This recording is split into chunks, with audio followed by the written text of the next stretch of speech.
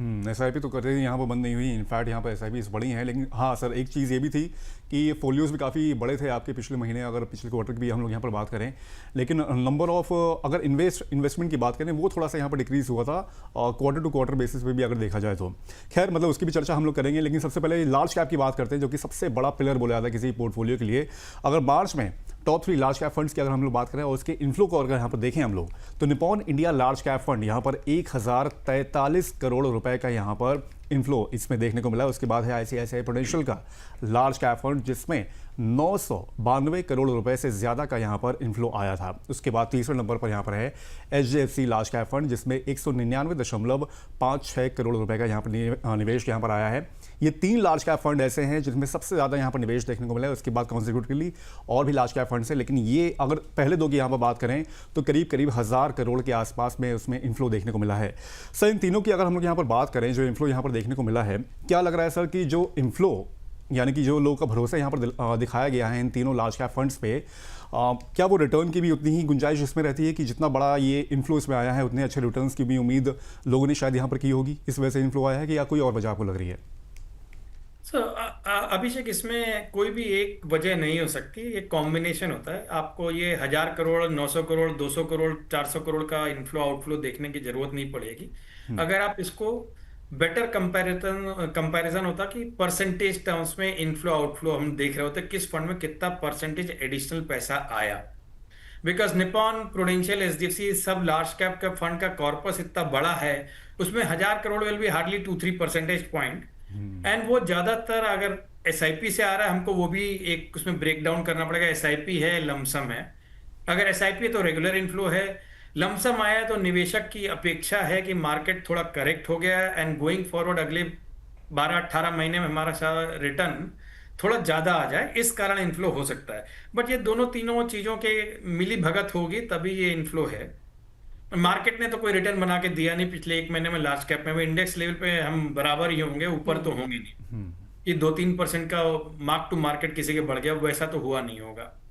ठीक है, इस पर आगे भी चर्चा करेंगे। और भी कैटेगरीज है जिनके हमने टॉप 3 फंड स्कीम्स निकाले हैं, धुरंधर कह लीजिए, जिनमें सबसे ज़्यादा निवेश हमें देखने को मिला है मार्च के महीने की बात करें तो। सर लार्ज कैप से जुड़ा एक और डेटा है, स्क्रीन पर मैं लेकर आऊंगी। उससे पहले बस एक बार दर्शकों की ओर रुख कर लें, कौन कौन से दर्शक हमारे साथ जुड़ गए हैं। पंकज कुमार जी जुड़े हैं, कह रहे हैं नमस्कार। नमस्कार आपको भी। शरद सर आपको भी कह रहे हैं नमस्ते। इसके अलावा हमारे जो व्यूअर है पंकज जी कह रहे हैं हम कुवैत में जॉब करते हैं, कुवैत में रहते हैं मतलब, और आपका एसआईपी का शो जो है रोज देखते हैं, कुछ ना कुछ सीखने का मौका मिलता रहता है। बहुत बढ़िया, thank you so much Pankaj ji. इस तरीके से अपना प्यार हमें देते रहिए, नियमित तौर से डेली हमारे साथ जुड़ते रहिए, अपना सवाल भी आप रोजाना हमें भेजते रहिए। इसके अलावा रूप जी कह रहे हैं good afternoon. Good afternoon sir, आपको भी कैसे हैं आप। राम यादव जी कह रहे हैं नमस्ते। राम यादव जी, आपका जो कल सुझाव आया था ना कि 10 साल के रिटर्न दिखाए जाएं, उस पर भी काम चल रहा है। अब हर एक फंड के जो है 10 साल के रिटर्न भी हम आपके लिए लेकर आने वाले हैं बहुत जल्दी। एक और हमारे व्यूअर हैं आप क्या कह रहे हैं, good afternoon ma'am and sir. आपको भी गुड आफ्टरनून सर। कैसा रहा आपका दिन, कमेंट में बताइए जरूर। क्या कुछ सवाल है आज के शो से जुड़े हुए वो भी बताइए। इसके अलावा अगले डेटा की ओर बढ़ेंगे, लार्ज कैप फंड की कैश होल्डिंग किस तरीके से रही है। ये तो हमने देखा कौन से फंड में सबसे ज्यादा निवेश आया, अब ये भी देख लेते हैं कौन से ऐसे लार्ज कैप के फंड्स है जो उस निवेश को कैश में ही होल्ड कर चल रहे हैं, अभी तक उन्होंने कहीं पे भी मार्केट में डिप्लॉय नहीं किया है। स्क्रीन पर लेकर आते हैं इस डेटा को। देखिए सबसे पहला जो फंड है आईसीआईसीआई प्रूडेंशियल लार्ज कैप, जनवरी के महीने की बात करें, जो इसके पास कुल निवेश आया था उसका 7.9% ऐसा था जो इन्होंने कैश में रखा हुआ था।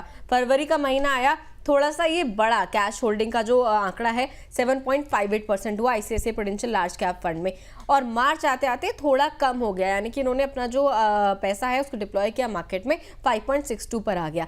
एचडीएफसी लार्ज कैप फंड को अगर देखें, जनवरी के महीने में 2 से 3% के आसपास इसकी कैश होल्डिंग चल रही थी। फरवरी में ये कम हुई, यानी कि मार्केट में पैसा डाला गया इस फंड द्वारा, 1 से 2% के आसपास आ गई। और मार्च के महीने में ये फिर से बढ़ी है, फिर से इस फंड ने अपनी कैश होल्डिंग बढ़ा दी, 2 से 3% के आसपास कैश होल्ड अब ये करके चल रहा है। Nippon India large cap fund को अगर हम देखें, जनवरी में 0.89% की कैश होल्डिंग, फरवरी में थोड़ी सी घटी 0.69% हो गई, और मार्च में 4.23%, काफी ज्यादा अपनी कैश होल्डिंग जो है इस फंड ने बढ़ा दी है। सर आप किस तरीके से देख रहे हैं, अगर हम देखें टॉप इनफ्लो वाले जो फंड है Nippon India large cap funds में मार्च में जो है कैश होल्डिंग फरवरी की तुलना में करीब 6 गुना बढ़ गई है। इन्फ्लो अच्छा खासा आया लेकिन कैश होल्डिंग काफी ज्यादा बढ़ती हुई नजर आई। आप किस तरीके से इसको देख रहे हैं फंड मैनेजर की क्या स्ट्रैटेजी आपको इस वक्त इसमें नजर आ रही है? कहाँ किस मौके के लिए रुके हुए हैं, कहाँ पे कैश डिप्लॉय करेंगे? दिव्या, पहले तो पंकज जी जो कुवैत से अपने से बात कर रहे हैं, उम्मीद करता हूँ वो सेफ हैं, साउंड हैं, और ट्रम्प साहब के सौजन से उनको फ्री में थोड़ी आतिशबाजी देखने को मिली, बट अरे वो ठीक है, which is good for us. आप दिव्या, ये स्लाइड जो आप दिखा रहे हैं इसमें देखिए 3 फंड मैनेजर हैं, तीनों अपने एरिया में जाने माने हैं, लेकिन तीनों का अप्रोच अलग है। अगर आप प्रूडेंशियल देखेंगे जहाँ पे सबसे ज्यादा इन्फ्लो भी आया था, वहां पे उन्होंने अपना कैश कम किया, मतलब उन्होंने इक्विटी खरीदी है। उनको लग रहा था ये लेवल ऑप्टिमल है, इसके नीचे के डाउन साइड थोड़ी लिमिटेड है, and upside is slightly high, more better off than the down side. जबकि निप्पॉन लार्ज कैप ने क्या किया, उसका रिवर्स किया। तो उनकी कॉल क्या है कि शायद मार्केट यहां से भी थोड़ा 2-3-4% पॉइंट और गिर सकता है, इस कारण मेरे को इससे ज्यादा बेटर खरीदने के मौके मिलेंगे। एचडीएफसी ने मोरलेस अपना सेम किया है। एचडीएफसी जनरली अगर आप लॉन्ग टर्म भी देखेंगे तो अपना कैश कंपोनेंट खाली इसलिए मेंटेन करता है कि 1-2% या जिसमें उनका इनफ्लो आउटफ्लो मैनेज होता रहे, that is where it is. So 3 fund manager, 3 different approaches. आप इसमें सभी सही हैं, सभी गलत भी हो सकते हैं, बिकॉज अगर ट्रम्प साहब की ट्रूस जो पहले पाकिस्तान में वार्ता सफल हो गई होती तो जेडी वान साहब अगर अनाउंस करते ईरान मान गया होता, तो ये मार्केट जैसे आज दौड़ा है वैसे पिछले हफ्ते दौड़ चुका होता।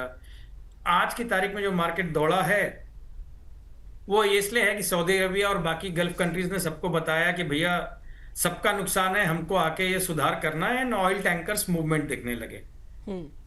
अब उस कारण मार्केट इज रन अप। अब ये हमारे पास डेटा जो हम देख रहे हैं 31 मार्च के पोर्टफोलियो का है, एंड आज हम जो शो कर रहे हैं वो 15 अप्रैल के आसपास कर रहे हैं। तो 15 दिन में हो सकता है फंड मैनेजर डिप्लॉय कर लिया, कैश कंपोनेंट कम हो गया और बढ़ गया, but 3 fund manager, 3 different approach. इसीलिए हम लोग हमेशा बोलते हैं कि जब आप पैसा डालें एक कैटेगरी में भी टॉप 2-3 फंड्स में डिस्ट्रीब्यूट करके डालें, rather than taking fund on one fund house.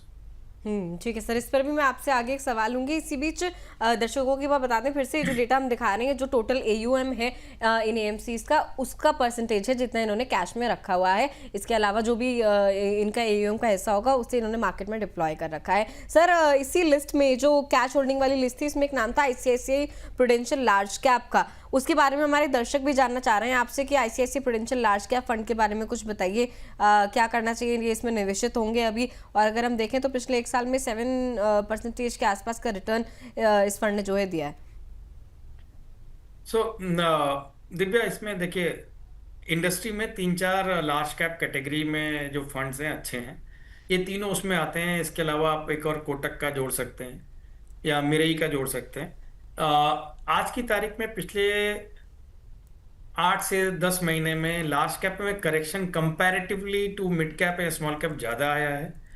लोगों का मानना है जब फॉरेन इंस्टीट्यूशनल इन्वेस्टर्स का पैसा आएगा तो ये लार्ज कैप कैटेगरी में आएगा, एंड MSCI में अगर हमारा वेट दोबारा रिलुक हुआ तो वो इनफ्लो भी इसमें आएगा।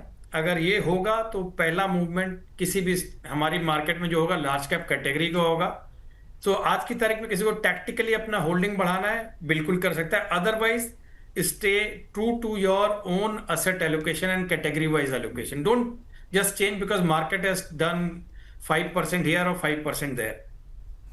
ठीक है। ICICI के अलावा सर ने ये भी बताया कि कोटक और मिरई के लार्ज कैप फंड्स को भी यहाँ पर आप ऑप्शन में यहाँ पर रख सकते हैं। और ऑब्वियस बात है जब थोड़े से FPIs का यहाँ पर थोड़ा सा इन्फ्लो आएगा तो ऑब्वियस बात है जो बड़ी कंपनीज होती है, यानी कि लार्ज कैप कंपनी जो होती है, निफ्टी 50, निफ्टी 100 में जो कंपनीज होती है उसमें कैपिटल ज़्यादा डिप्लॉय होगा।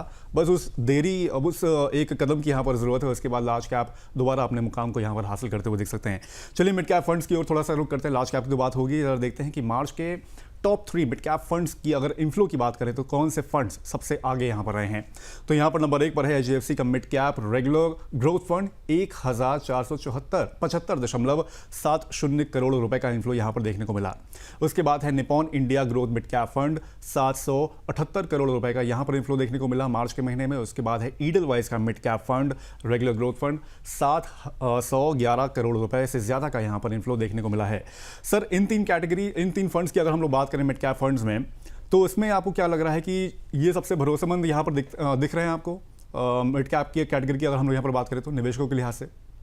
तो अभिषेक, अगर आप एक डेटा पॉइंट आप देखें, आपने 2 स्लाइड दिखाए, एक लार्ज कैप पे दिखाया, एक मिड कैप पे दिखाया। एंड लार्ज कैप का हम तीनों फंड्स का नेट इन्फ्लो अगर जोड़ देंगे तो मोटा मोटा करीब 2100 करोड़ के आसपास है। यहाँ पे अगर देखेंगे तो उससे ज्यादा ही 2800 करोड़ के आसपास है, जबकि mid cap as a category smaller compare to the large cap. सो ये दर्शा रहा है कि दर्शकों की जो SIP चल रहे थे या लमसम उन्होंने स्टेप अप किया है मिड कैप कैटेगरी में कंपेयर टू लार्ज कैप ज्यादा है। And mid cap is far more stable compare to what it is presumed to be in terms of inflow outflow. अभी ये 3 अच्छे फंड हैं। आप इसके अलावा अगर देखेंगे 2-4 फंड आपको और देख सकते हैं मिड कैप के कैटेगरी अच्छे से। आपका बंधन का मिड कैप फंड अच्छा कर रहा है। एक कैटेगरी मिड और लार्ज के बीच की है जिसमें से something like Bajaj large and mid cap है जो नया फंड है, या HDFC का लार्ज एंड मिड है। वो टाइप के कैटेगरी ऑफ फंड्स भी आपको देखना है तो वो देख सकते हैं। तीनों फंड्स अच्छे हैं, आप किसी में भी कर सकते हैं इसमें इन्वेस्ट। ठीक है सर, तो ये रिकमेंडेशन भी सर की तरफ से आ गई है। इसके अलावा आगे बढ़ेंगे, एक हमारे दर्शक हैं स्मॉल कैप के ऊपर कुछ राय मांग रहे हैं सर की, लेकिन उससे पहले स्मॉल कैप का डेटा भी ले आते हैं, उसके बाद स्मॉल कैप पर चर्चा करेंगे।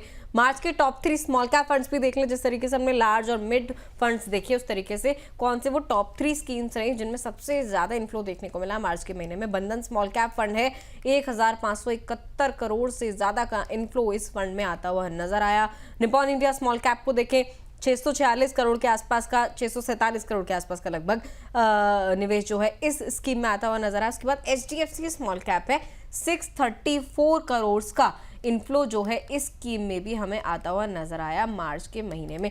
सब मिड कैप और स्मॉल कैप कैटेगरी को देखें, अक्सर निवेशकों का रुझान इसमें रहता है। भी आपने भी इस पे शो के शुरुआती सवाल में इस कैटेगरी पे, इन दोनों कैटेगरीज पे कुछ टिप्पणी भी करी थी। किस तरीके से समझे सर, क्या वो वजह है कि निवेशकों की रुचि पिछले महीने इतनी ज्यादा इन 2 कैटेगरीज में बढ़ती हुई नजर आई? क्या सिर्फ रिटर्न के लिहाज से कह लें या फिर कोई और भी फैक्टर्स है? दिव्या, ये खाली पिछले महीने का ही अनुभव नहीं है हम लोगों का। अगर आप देखेंगे पिछले ऑन एन एवरेज, एवरेशन हो सकते हैं 1-2 महीना बीच में, बट पिछले 18 महीने अगर अपन डेटा निकालेंगे तो स्मॉल कैप कैटेगरी में इन्वेस्टमेंट ज़्यादा है। पहले 6 महीने 18 महीने में जो थे उसमें आप जरूर कह सकते हैं कि इन्वेस्टर अपना स्मॉल कैप का हिस्टोरिकल रिटर्न चेस कर रहा है, लेकिन over a period of time industry ने मेहनत की। जो कई फंड मैनेजर थे जो थॉट प्रोवोक करते हैं, उन्होंने आके बताया कि मिड और small cap category in India में क्यों अच्छी करेगी compare to other categories. And उसका ऑब्जेक्टिव बहुत सिंपल है। आज की तारीख में हमारे इंडेक्स में ये 750 कंपनियां जिनको मैं रेफर कर रहा था स्मॉल कैप का, वो रिफ्लेक्ट नहीं होती हैं। हमारे निफ्टी मिड कैप में 150 का नाम है, लेकिन weightage is very different from their own market caps. इस सब चक्कर में एंड हमारा जो इंडिया का GDP ग्रो करना है तो स्मॉल कैप मिड कैप में तब्दील होंगे, मिड कैप लार्ज कैप में होंगे। एंड कई अनलिस्टेड कंपनीज जिनके IPO आ रहे हैं वो कहीं पे ना कहीं चालू करेंगे स्मॉल एंड माइक्रो कैप में। तो small cap as a category में 65-70%, 85% तक लोग जाते हैं small cap, 15% they can play anywhere. And that's where FIs का, FPIs का इन्वेस्टमेंट कम होता है। तो स्टेबिलिटी पिछले 8-9 महीने में अगर आप देखेंगे स्मॉल कैप में ज्यादा आई है। ये करंट गिरावट में भी आप देखेंगे मार्केट 26,000 से गिर के 22,000 के आसपास तक गई थी, वापस अभी 23,000 24,000 के आसपास आ रही है, 23,800-900 के आसपास। लेकिन स्मॉल कैप प्रोपोर्शनेटली जो हिस्टोरिकली ज्यादा गिरता था, उस लार्ज कैप एक बदौलत उससे कम ही गिरा हुआ है। And that's where investor confidence आ रहा है, एंड इस कारण वो इन्फ्लो मेंटेन हो रहे हैं। अच्छा, ठीक है, तो ये कुछ वजह है सर। एक चीज़ और, आपने अभी एक चीज़ पॉइंट आउट करी कि कहने के लिए लार्ज कैप में 100 कंपनियां हैं, मिड कैप में उसके बाद की 101 से 250 तक की कंपनियां, स्मॉल कैप में उसके बाद का आंकड़ा आ जाता है, लेकिन रिफ्लेक्ट वो नहीं होता। एक बार मैं चाहूंगी थोड़ा सा आप इस पर रोशनी डालें, मतलब इस बात को थोड़ा सा और एक्सप्लेन करके हमारे व्यूअर्स को समझाएं। ओके, सो सबसे आसानी से समझने के लिए जैसे लोग ट्रैक करते हैं बैंक निफ्टी, अगर करते हैं तो बैंक निफ्टी क्या करता है, खाली बैंकिंग सेगमेंट्स के स्टॉक्स को वेटेज के हिसाब से बैंक निफ्टी में करता है। अब पिछले अगर 12 महीने, ये मैं जो नाम लूंगा आप खाली एग्जाम्पल के तौर पे देखें दर्शक, इसको ये नहीं सोचें कि हम रिकमेंड कर रहे हैं लें या ना लें, क्योंकि स्टॉक का एग्जाम्पल देने की बात कर रहा हूं मैं। अगर फेडरल बैंक है, करूर वैश्य बैंक है, तमिलनाडु मर्केंटाइल कोऑपरेटिव बैंक है, या स्मॉल फाइनेंस बैंक जो Equitas, AU small finance type के बैंक हैं, आप इनका पिछले 12 महीने का रिटर्न देखें and compare to larger like ICICI bank and Axis bank, कम होगा। मतलब स्मॉल कैप वाले पोर्टफोलियो ज्यादा चले होंगे, ये आईसीआईसीआई और एक्सिस कम चले होंगे। एंड उसके अलावा पीएसयू प्राइवेट सेक्टर डिफरेंशिएट कर सकते हैं। अब बैंक निफ्टी में अगर आपके पास ICICI, Axis, SBI, bank of Baroda type के 4 स्टॉक है, तो प्रैक्टिकली अब 40 से 50% of bank Nifty your holding. अगर वो तबका नहीं चल रहा है तो बैंक निफ्टी का मूवमेंट, मेरा ये छोटे वाले जो टेल अकाउंट्स हम बोल सकते हैं या टेल स्टॉक्स बोल सकते हैं, या smaller stocks compare to larger pie, उसमें अगर रिटर्न आ भी रहा है तो रिफ्लेक्ट नहीं होगा। इस कारण स्मॉल और मिड कैप सेगमेंट में आपको वो गहराई आज की तारीख में 20 साल पहले से बहुत ज्यादा है, और स्टेबिलिटी है, लिक्विडिटी भी है। आज की तारीख में मैं किससे बात कर रहा था, I think someone in the global financial institution, and उनका एक ऑब्जर्वेशन था and which was very unique, कि हम बाहर बैठ के as a FPI rather, we track around 900+ stocks. अभी 900 स्टॉक ट्रैक करने के लिए कोई भी इंडिया का म्यूचुअल फंड ट्रैक नहीं करता है, प्रैक्टिकली 400-500 ट्रैक करते हैं। उसके बाद कोई बाय साइड का ब्रोकर आएगा, उनको बताएगा।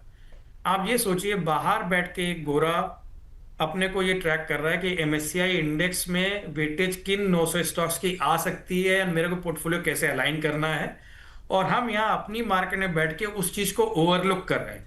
अब इससे ज्यादा या तो हमको अपनी मार्केट नहीं समझ में आती, या गोरे को हमसे ज्यादा समझ में आती, कुछ तो है। एंड अगर ये एसआईपी इन्फ्लो है तो रिटेल इन्वेस्टर को ये समझ में आ रहा है कि स्मॉल और मिड कैप में ही मेरा एबनॉर्मल रिटर्न बनेगा।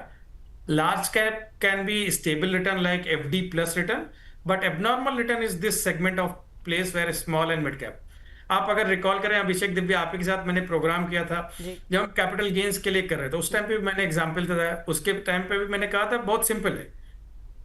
आज की तारीख में शरद टंडन को पैसा बनाना है तो मेरे को छोटे स्टॉक लेने पड़े, तभी मेरा एबनॉर्मल रिटर्न बनेगा। ITC, HDFC banks of the world will not make that return. लड़ाई चल रही थी, मार्केट करेक्ट हुई, उसमें पॉकेट है, डिफेंस आप टैक्टिकल एलोकेशन कर सकते हैं। आपको कैपिटल मार्केट या प्लेटफॉर्म प्ले वाली जो कंपनीज है, जैसे आपका, एंड अगेन मैं स्टॉक्स के नाम ले रहा हूं तो आप लोग ये नहीं समझे मैं सजेस्ट कर रहा हूं, एंड प्लीज अपने एडवाइजर से पूछिएगा। जैसे पाइन लैब्स है, ग्रो है जो बिलियन ब्रेन्स के नाम से एस्टैब्लिश है, सीडीएसएल है, ये फाइनेंशियल मार्केट में प्लेटफॉर्म प्ले है, या पॉलिसी बाजार है, जोमेटो है, स्विगी है। इसमें हम वैल्यूएशन पे डिबेट कर सकते हैं, बट गोइंग फॉरवर्ड ये सेगमेंट में अगर ग्रोथ आनी है तो ये मिड और स्मॉल कैप में ही है सारे, ये लार्ज कैप में नहीं है।